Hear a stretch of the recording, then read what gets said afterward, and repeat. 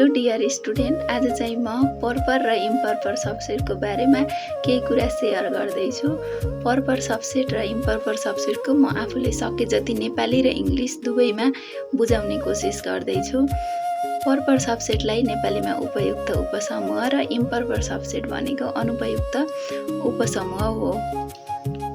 हामीले पहिले पर्पर सबसेट र इम्पर्पर सबसेटको डिफिनेसन जान्नुभन्दा अगाडि एउटा उदाहरणबाट सिक्यौँ भने सम्झिनलाई एकदमै सजिलो हुन्छ।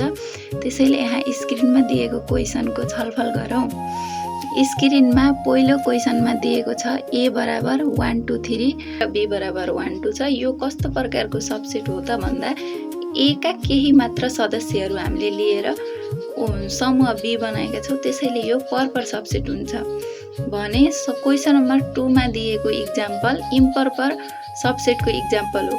समूह A मा भएका सबै सदस्यहरू समूह B मा छन्, त्यसैले त्यो इम्पर्पर सबसेट भयो। र उपयुक्त उपसमूह भनेको के हो त? यदि A र B दुईवटा समूहहरू छन् र समूह A बाट केही मात्रै सदस्य सङ्ख्या लिएर हामीले समूह B बनाउँछौँ भने त्यस्तो उपसमूहलाई हामीले उपयुक्त अर्थात् पर्पर सबसेट भनिन्छ।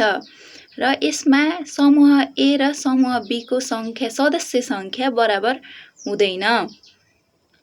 र अनुपयुक्त उपसमूह भनेको समूह A मा भएका सबै सदस्यहरू लिएर हामीले समूह B बनाउँछौँ भने त्यसलाई इम्पर्पर सबसेट अथवा अनुपयुक्त उपसमूह भन्न सक्छौँ। र यसमा समूह A र समूह B बराबर हुन्छ। जस्तै समूह A मा जति सदस्य छन् त्यो सबै सदस्यहरू लिएर हामीले समूह B बनाउन सक्छौँ।